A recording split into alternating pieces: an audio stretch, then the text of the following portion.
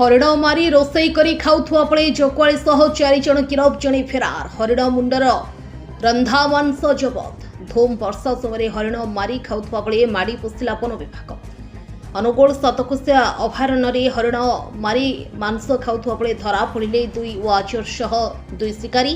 4 जण अभियुक्त को गिरफ करिछे सतकोशिया वन्यप्राणी वनखंडर वनबाहिनी।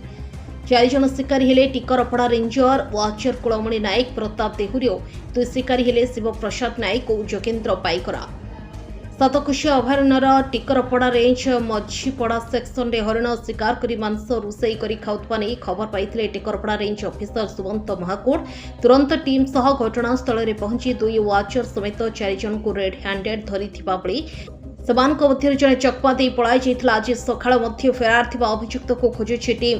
गिरफ मानक ठारू हरिण मुंड सह रोसई होइथिबा मांस को जबत करा जाइछि। 4 जण को आज कोर्ट चालान करा जाइछि। स्वतंत्र प्रतिनिधि अक्षय कुमानंदन रिपोर्ट ढेंकानाल न्यूज ओडिशा। सुमंत महाकोड खाली आम रिलायबल सोर्स रो इनफॉरमेशन पाई बेंगलोर कुकुर साहय रामीमुंडा ग्राम 3 जण लोक मझीपड़ा ग्राम 3 लोक सी गोटे मेल स्पॉटेड डियर को मारी कुकुर छुआर रही लास्ट रात मारिकी भोजी करके खाई तापर आम खबर पाई पूरा रेड हैंडेड से जंगल से भोजी करने समय कलु तापर इंट्रोगेशन कलापर कौन काटी कौन करते सब देखी किसी मांस मुंड सह जबत करूँ कोर्ट फरवर्ड हम प्रोसीजर जहाँ फॉलो कलापर कोर्ट फरवर्ड हम।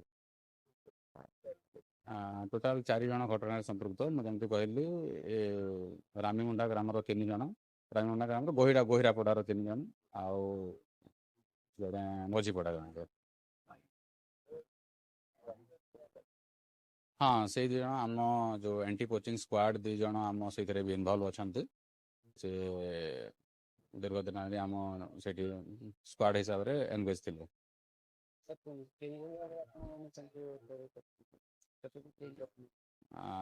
से आम गोटे टीम करूँ गोटे टीम को जस्ट लास्ट मोमेंट रे स्प्लिट करके गोटे टीम जाकि रेडी करूँ जेहेतु आम गोटे अतर्कित भाव में चढ़ाऊ करूँ सब जड़े खसी जाइए तथापि प्रकृत में 5 जण थे जड़े खसी जाइए आम 4 जण को अरेस्ट करूँ। 5 जन अन्य जन को आम सकाळु भी ट्राए करूँ अरेस्ट होनी किंतु 4 जण अरेस्ट हो।